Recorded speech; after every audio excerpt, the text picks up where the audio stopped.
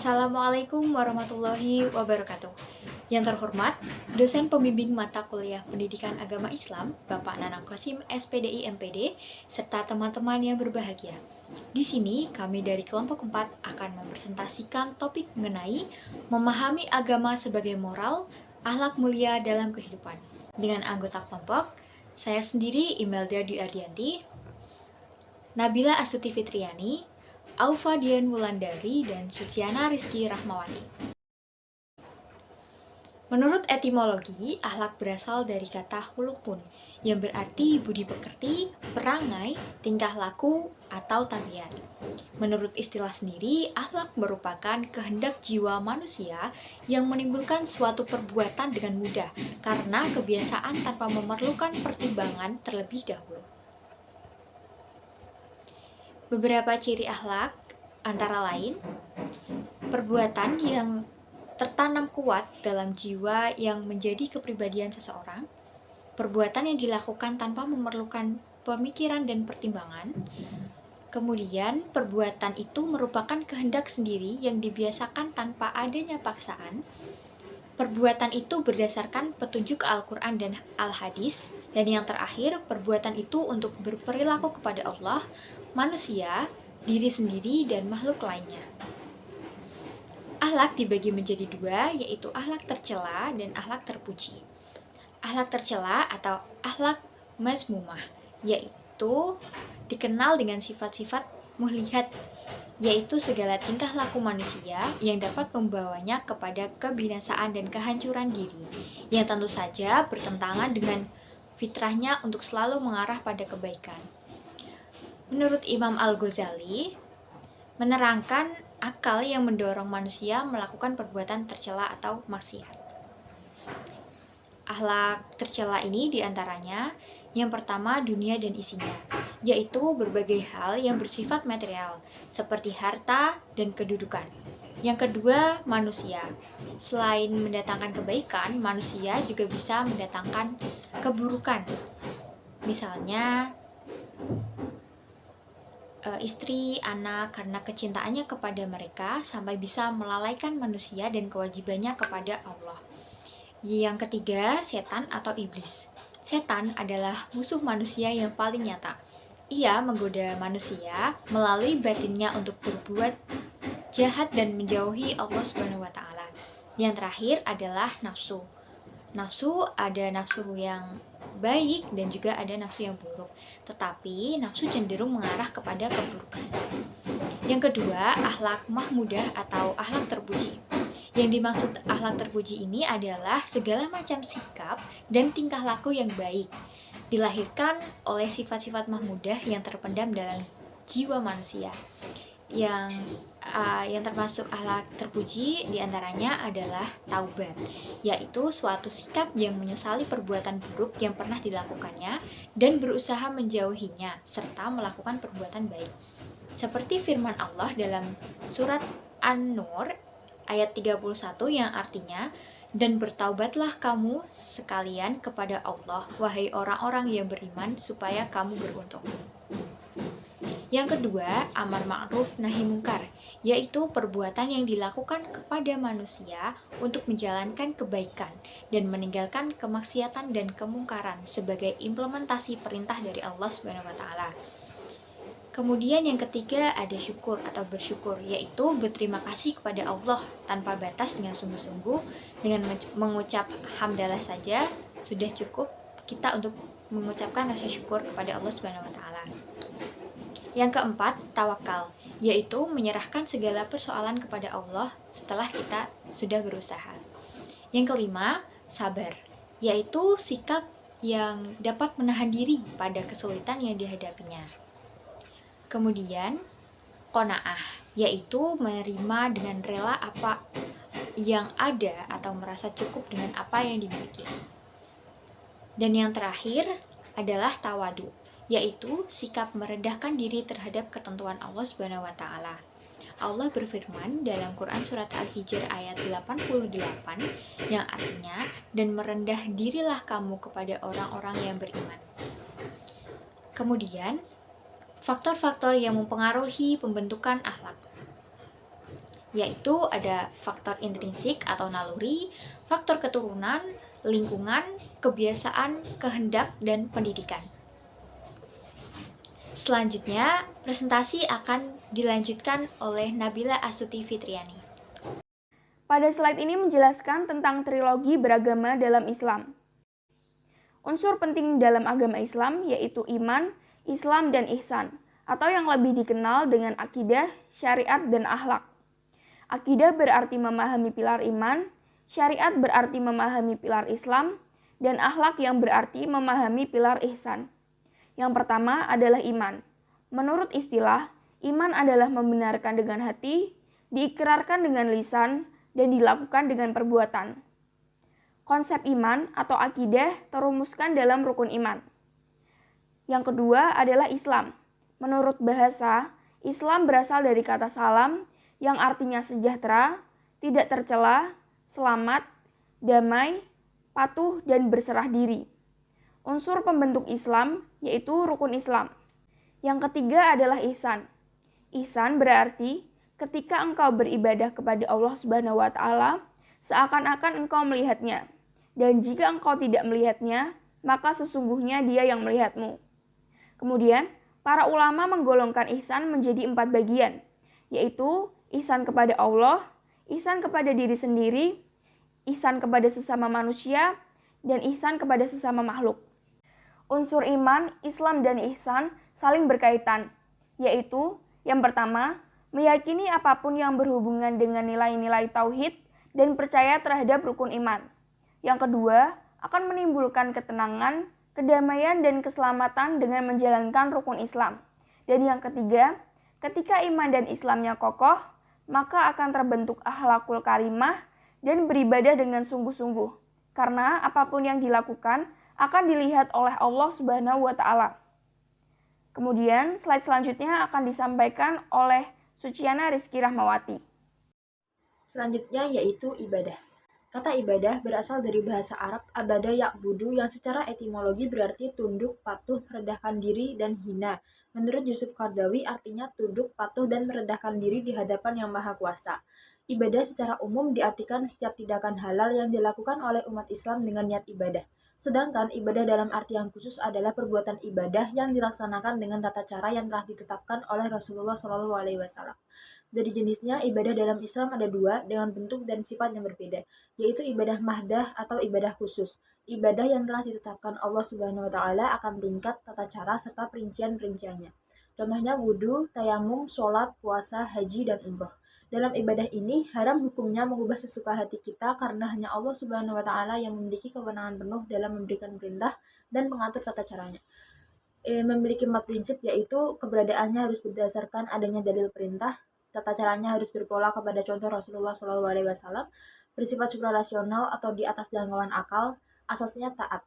Kedua yaitu ibadah gairu mahdah, yaitu ibadah yang dilakukan dalam hubungan antara manusia dengan manusia lainnya. Amal ibadah ini memiliki korelasi langsung antara amal soleh dan bermuamalah dengan keimanan seseorang, seperti zikir, dakwah, serta tolong-menolong. Prinsip dalam ibadah gairu mahdah yaitu 1. Keberadaannya didasarkan atas tidak adanya dalil yang melarang. 2. Tata caranya tidak perlu berpola kepada contoh Rasul. Dan 3. Asasnya manfaat. Selanjutnya, ruang lingkup ibadah. Menurut Ibnu Taimiyah yang dikemukakan oleh Ritonga, bahwa ruang lingkup ibadah mencakup semua bentuk cinta dan kerelaan kepada Allah, baik dalam perkataan maupun perbuatan, lahir maupun batin. Secara umum, ruang lingkup ibadah meliputi sholat, seperti yang tertera pada Quran Surat An-Nisa ayat 103. A'udzubillahi minasyaitonirrajim. Bismillahirrahmanirrahim. Innas sholata kanat 'alal mu'minina kitaban mawquta. Sungguh salat itu adalah kewajiban yang ditentukan waktunya atas orang-orang yang beriman. Yang kedua, zakat. Berada pada Quran Surat At-Taubah ayat 103. Bismillahirrahmanirrahim. Khudh min amwalihim shadaqatan tutahhiruhum wa tuzakkihim biha wa sholli alaihim. Inna sholataka sakanun lahum. Ambillah zakat dari harta mereka guna membersihkan dan menyucikan mereka, dan berdoalah untuk mereka. Sesungguhnya doamu itu menumbuhkan ketentraman jiwa bagi mereka. Yang ketiga yaitu puasa. Berada di Quran Surah Al-Baqarah ayat 183. Bismillahirrahmanirrahim. Ya ayyuhalladzina amanu kutiba alaikumus syiyamu kama kutiba alal ladzina min qablikum la'allakum tattaqun. Wahai orang-orang yang beriman, diwajibkan atas kamu berpuasa sebagaimana diwajibkan atas orang sebelum kamu agar kamu bertakwa. Yang keempat yaitu haji. Berada di Quran surat Ali Imran ayat 97. Bismillahirrahmanirrahim. Walillahi 'alan nasi hijjul baiti man istata'a ilaihi sabila. Wa man kafara fa innallaha ghaniyyun 'anil 'alamin. Dan di antara kewajiban manusia terhadap Allah adalah melaksanakan ibadah haji ke Baitullah, yaitu bagi orang-orang yang mampu mengadakan perjalanan ke sana. Barang siapa mengingkari kewajiban haji, maka ketahuilah bahwa Allah Maha Kaya, tidak memerlukan sesuatu dari seluruh alam. Lalu tentang hakikat ibadah. Seorang cendekiawan muslim, Hasbi As-Siddiqi dalam kitabnya mengemukakan bahwa hakikat ibadah adalah ketundukan jiwa yang timbul dari hati yang merasakan cinta terhadap Tuhan yang disembah dan merasakan kebesarannya, meyakini bahwa bagi alam ini ada penguasanya, yang tidak dapat diketahui oleh akal hakikatnya. Dari pengertian tadi, Hasbi As-Siddiqi menekankan bahwa mukallaf belum dianggap beribadah atau ibadahnya belum lengkap jika dilakukan hanya dengan pemahaman yang ditetapkan oleh para fuqaha saja, melainkan diperlukan juga ibadah sebagaimana yang dimaksud oleh para ahli lain, seperti tauhid, akhlak, dan lainnya. Ketika pemahaman tersebut terakumulasi dalam dirinya, maka hakikat ibadah ada padanya. Mukallaf sendiri yakni orang-orang yang sudah dibebankan perintah dan larangan agama karena telah dewasa dan berakal, serta telah mendengar seruan agama. Sedangkan fuqaha adalah kata majemuk dari faqih, yaitu seorang ahli faqih. Hikmah ibadah. Yang pertama, tidak syirik. Yang kedua, memiliki ketakwaan. Ketiga, terhindar dari kemaksiatan. 4, berjiwa sosial. 5, tidak kikir. 6, memelihara dan menghargai darah manusia. 7, memelihara akal. 8, mewujudkan pemeliharaan harta dan diri. 9, memelihara keturunan. 10, mewujudkan kesaksian. 11, memuliakan dan menghargai kebenaran. 12, memelihara amanah demi menjaga keseragaman hidup menuju jalan yang benar. 13, menghormati dan menjunjung tinggi nilai-nilai kepemimpinan dalam suatu negara. Bab keempat, fungsi agama dalam kehidupan manusia. Yang pertama yaitu agama dalam kehidupan individu. Agama dalam kehidupan individu berfungsi sebagai sumber nilai dalam menjaga kesusilaan. Agama mengajarkan banyak nilai, baik untuk keberlangsungan hidup manusia. Nilai-nilai ini akan menjadi acuan dan petunjuk manusia untuk berpikir, berbuat, dan berperilaku agar sejalan dengan ajaran agama yang telah dianutnya. Sistem nilai yang berdasarkan agama dapat memberi pedoman untuk individu dan masyarakat. Yang kedua, agama sebagai sarana untuk mengatasi frustasi, yaitu rasa kecewa akibat kegagalan di dalam mengerjakan sesuatu atau tidak berhasil dalam mencapai suatu cita-cita disebut frustasi. Menurut pengamat psikolog, frustasi dapat menimbulkan tingkah laku keagamaan. Setiap manusia pasti pernah merasakan kegagalan mencapai tujuan atau cita-cita di hidupnya. Seseorang yang gagal mencapai kebutuhan hidupnya akan menyandarkan harapan dan mendekatkan diri kepada Tuhan dengan cara beribadah serta terus berdoa. Yang ketiga, agama sebagai sarana untuk memuaskan keingintahuan. Manusia memiliki rasa ingin tahu yang sangat besar dalam dirinya. Agama mampu memberikan jawaban atas pernyataan-pernyataan yang ada pada otak manusia atas kesukaan intelektual, kognitif, sejauh kesukaran tersebut diresapi oleh keinginan eksistensial dan psikologis, yaitu oleh keinginan dan kebutuhan manusia akan orientasi dalam kehidupan. Agama dalam kehidupan bermasyarakat. Yang pertama, berfungsi edukatif. Ajaran agama secara yuridis berfungsi menyuruh dan melarang. Kedua unsur suruh dan larangan ini untuk bimbingan agar pribadi penganutnya menjadi baik. Dalam Islam, ada perintah untuk menjauhi apa yang dilarang dan apa yang telah diperintahkan oleh Allah, sesuai yang tertera di Quran Surat Al-Anfal ayat 20. Kedua, berfungsi penyelamat. Keselamatan adalah hal yang diinginkan oleh semua manusia di dalam agama. Keselamatan yang diberikan untuk penganutnya yaitu keselamatan dalam kebaikan dunia akhirat. Agama Islam mengajarkan penganutnya untuk beriman kepada Allah agar mendapatkan keselamatan dan kebaikan tersebut dengan cara berdoa sebagaimana yang ada pada Quran Surat Al-Baqarah ayat 201. 3. Berfungsi sebagai perdamaian. Manusia adalah makhluk yang tak pernah luput dari salah maupun dosa. Dengan berbekal agama, orang yang bersalah atau berdosa dapat mencapai kedamaian batin melalui tuntutan agama. Rasa salah dan berdosa akan hilang dari hati manusia apabila ia telah bertaubat kepada Tuhan Yang Maha Esa. Sesungguhnya Allah Subhanahu wa Ta'ala sangat menyukai hambanya yang bertaubat, seperti yang tertera pada Quran Surat Al-Ma'idah ayat 74.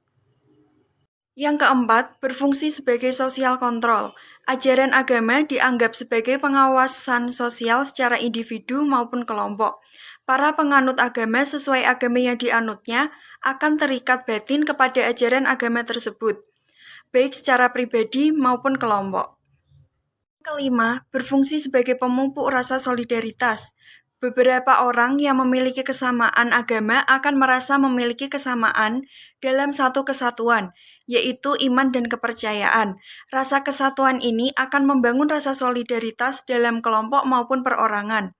Bahkan kadang bisa membangun persaudaraan yang kokoh.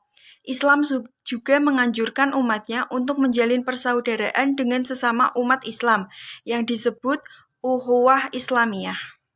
Keenam, berfungsi sebagai transformatif. Ajaran agama dapat mengubah kehidupan seseorang menjadi pribadi yang lebih baik dengan berbekal ajaran agama yang dianutnya. Kehidupan baru yang diterima berdasarkan ajaran agama yang dipeluk itu terkadang mampu mengubah kesetiaan pada adat atau norma kehidupan yang dianut sebelum itu. Yang keenam, berfungsi kreatif. Ajaran agama mengajak dan mendorong penganutnya untuk produktif demi kepentingan sendiri maupun kepentingan bersama. Penganut agama bukan hanya disuruh untuk bekerja secara rutin, tetapi juga dituntut untuk membuat inovasi dan penemuan baru. Yang kedelapan, berfungsi sublimatif. Ajaran agama menguduskan semua usaha manusia, baik yang bersifat dunia maupun akhirat. Semua usaha manusia selama tidak bertentangan dengan norma-norma agama, dilakukan tulus untuk beribadah, karena Allah Subhanahu wa Ta'ala dianggap ibadah dan mendapatkan pahala, sesuai dengan Quran Surat Al-Baqarah ayat 110. Argumen tentang insan kamil. Insan kamil berasal dari bahasa Arab yaitu insan dan kamil. Secara harfiah, insan berarti manusia dan kamil berarti sempurna. Oleh karena itu, insan kamil berarti manusia yang sempurna atau manusia unggul. Allah Subhanahu wa Ta'ala menjadikan Rasulullah SAW sebagai uswatun hasanah. Rasulullah adalah ciptaan tertinggi yang kita sebut akhlak mulia. Itu tertera pada Al-Ahzab ayat 21. A'udzubillahi minasyaitonirrajim. Bismillahirrahmanirrahim.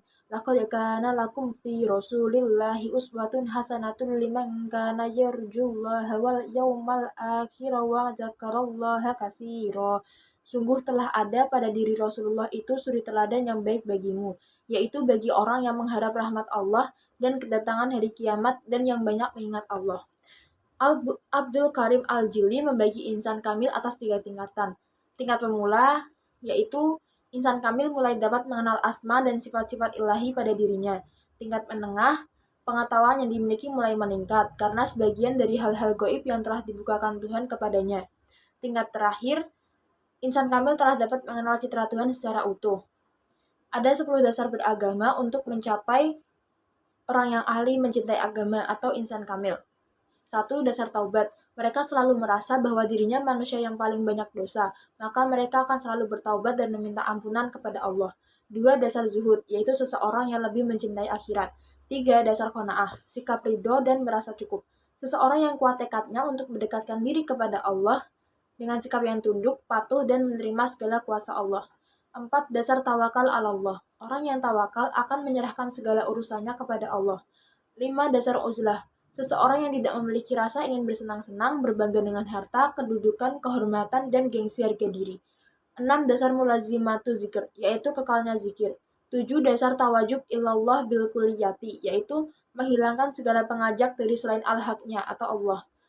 8. Dasar sabar, selalu dengan sabar dalam memaksa jiwa raganya sehingga selalu melaksanakan perintahnya. 9. Dasar munakobah, yaitu sama sekali tidak mengakui pada bisanya, kuatnya, dan segala miliknya. 10 dasar ridho, yaitu keluar dari rasa mencintai diri sendiri, lalu masuklah rasa cinta itu kepada Allah Subhanahu wa taala. Ciri-ciri insan kamil yaitu 1. Berfungsi akalnya secara optimal. Akal optimal maksudnya adalah dapat melihat bahwa semua perbuatan baik seperti adil dan jujur memiliki karakter yang melekat dan merasa berkewajiban untuk melakukan semua meskipun tidak diperintahkan oleh wahyu. 2. Berfungsi intuisinya. Intuisi ini dalam pandangan Ibnu Sina disebut jiwa manusia. Menurutnya, jika yang berpengaruh dalam diri manusia adalah jiwa manusianya, maka orang itu hampir menyerupai malaikat dan mendekati kesempurnaan. 3. Mampu menciptakan budaya. Manusia seutuhnya adalah manusia yang mampu memanfaatkan potensi spiritualnya secara maksimal. Manusia ini adalah makhluk berpikir, tidak ada makhluk lain yang memiliki sifat-sifat tersebut. 4. Menghiasi diri dengan sifat ketuhanan. Manusia adalah makhluk yang memiliki naluri ketuhanan. Dia bersandar pada hal-hal yang berasal dari Tuhan dan percaya padanya. Kualitas-kualitas ini membuatnya menjadi khalifah di bumi. 5. Berakhlak mulia. Dengan kemampuan otaknya, manusia mampu menciptakan peradaban yang tinggi dengan kemajuan iptek. Juga memiliki kedalaman perasaan terhadap segala sesuatu yang menyebabkan penderitaan, kemiskinan, kebodohan, dan kelemahan. 6. Berjiwa seimbang. Harus menyeimbangkan antara pemenuhan kebutuhan material dengan spiritual. Sekian pemaparan dari kelompok 4. Wassalamualaikum warahmatullahi wabarakatuh.